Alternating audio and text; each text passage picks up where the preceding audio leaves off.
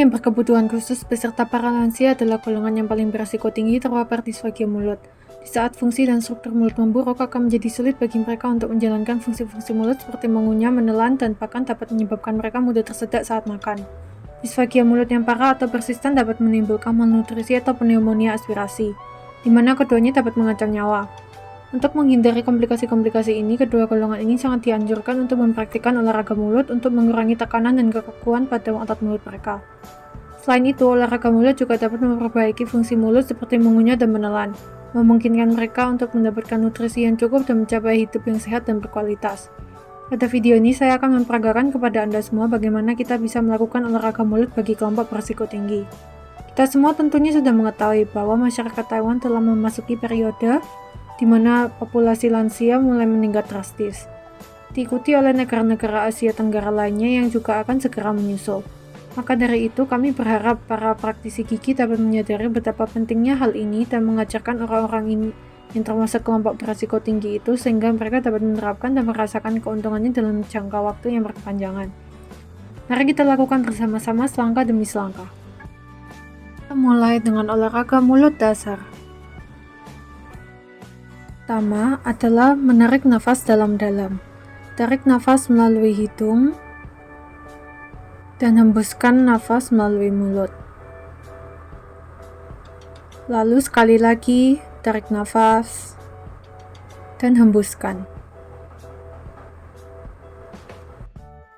Untuk langkah kedua, kita akan lebih fokus pada olahraga bagian leher. Mulailah dengan perlahan menghadap ke atas ke arah langit-langit. Sekarang hadap ke bawah, hadap atas lagi,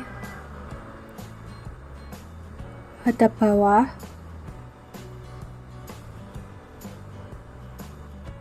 putar kepala ke kiri, dan ke kanan. Lalu balik ke kiri, dan kembali ke kanan.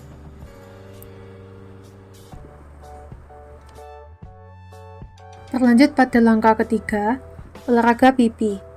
Mari kita mulai dengan mensimulasikan aksi berkumur. Pertama, kembungkan pipi kiri, lalu rilekskan. Kembungkan pipi kanan, lalu rilekskan. Diikuti oleh kedua sisi pipi, lalu rilekskan. Mari kita ulangi sekali lagi.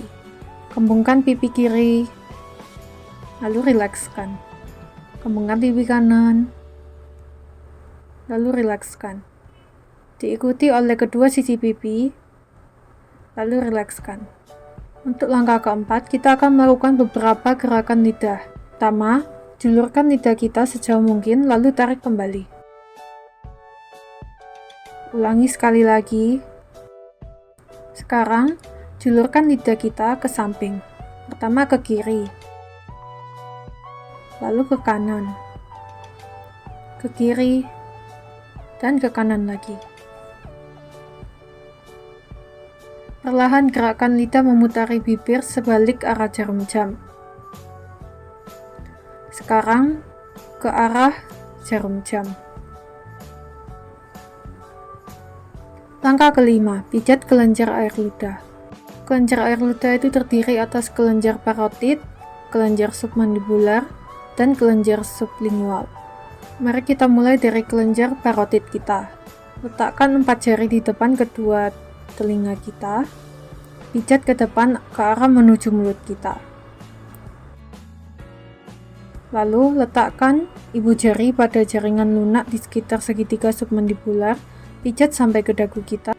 Dengan melakukan ini, kita dapat memijat kelenjar submandibular dan sekaligus kelenjar sublingual.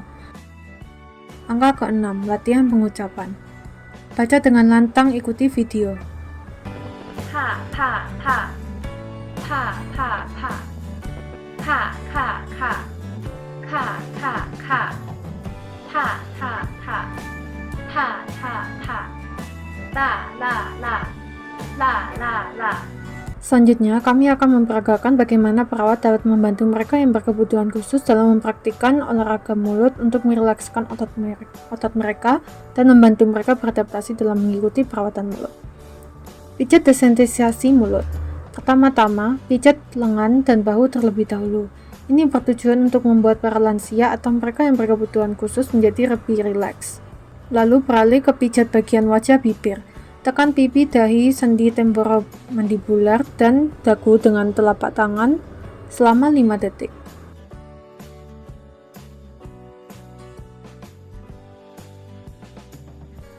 Selanjutnya, pijat bagian garis senyum dari sisi hidung kita dengan ujung jari dalam. Gerakan melingkar selama 5 kali. Usap dengan lembut sepanjang batas vermilion bibir kita dalam gerakan melingkar selama 5 kali.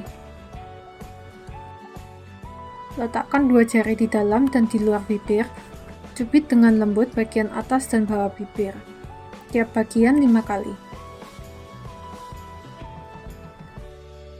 Terakhir, pijat intraoral. Masukkan jari kita mulai dari sudut pinggir mulut, lalu pijat bagian atas dan bawah gusi pada bagian bukal dan pada bagian dalam pipi dengan gerakan melingkar.